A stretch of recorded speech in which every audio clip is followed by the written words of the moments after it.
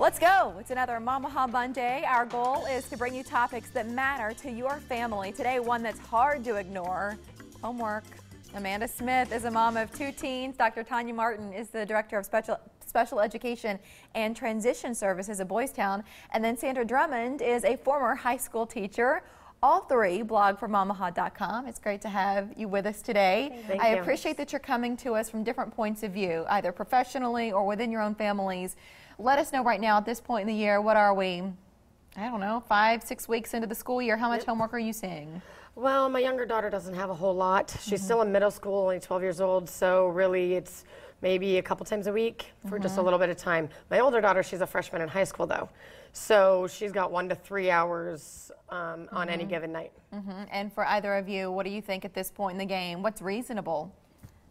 Reasonable is practice assignments rather than meaningful practice, rather than just busy work. So it shouldn't be a time frame. It should be what needs to get done at that given time.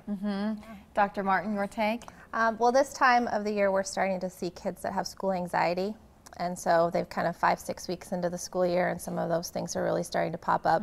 The beginning of the school year went well, and then some of the stresses are building up. Can we spend a minute on that, and then we'll get back to the what we wanted to set out with this conversation? But I think you bring up such an important point.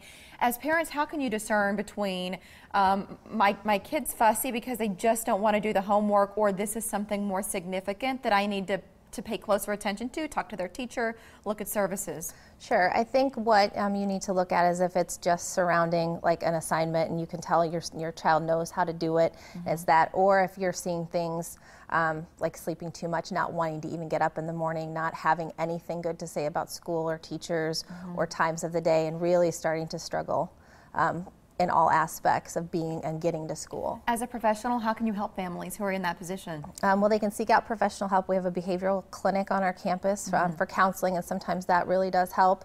I think structuring homework time, being positive about it, and having all of the things that child needs to complete the assignments kind of reduces the stress level if you're working with a child that is anxious about homework. Sandra, you have 2 high schoolers? I have adult children. Adult children, okay. Yeah. So they're already out of high school. We're not talking about homework for them.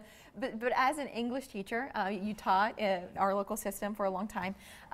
At what point did you feel like you were sending home too much? If you gave an assignment, did you ever question it? Is this doable? I did. I remember last parent-teacher conferences actually that I had a parent tell me that their son was at their kitchen counter working all evening on my little worksheets. And that was kind of an epiphany for me, because I don't want a kid to spend their whole night working on a study guide for me. I want them to reinforce their knowledge, but it shouldn't take that long. So do you think should parents then communicate a lot of that with their teachers? I think so. How can they do it effectively?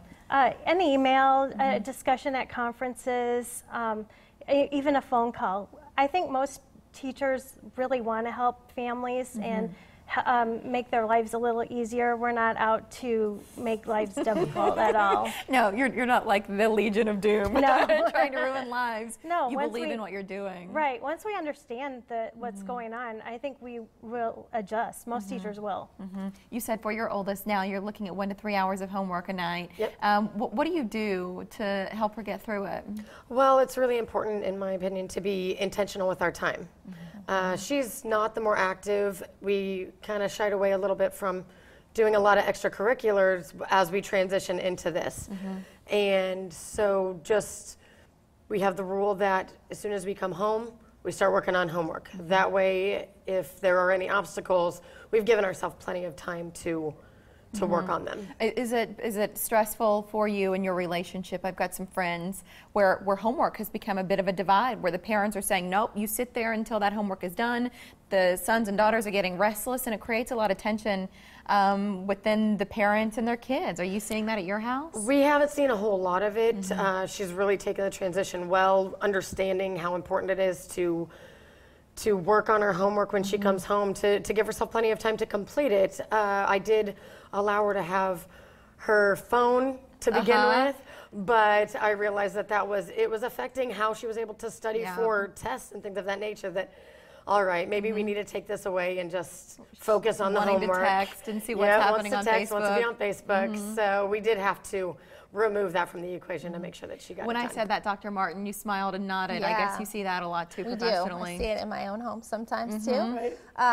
But I think knowing your child, I think parents know their children the best that they can. And some kids are morning kids, some kids are right after school, some kids like to wait a little bit and rest and then get to their homework. So I think communicating and having a plan is a great idea. Homework, it's one of the things they're talking about on Momaha. You're welcome to plug in on Facebook, on Twitter. And if there's a topic you'd like for some of the bloggers to take on, don't hesitate to email momaha@owh.com. Thank you all for joining us. Thank It's you. great to meet you.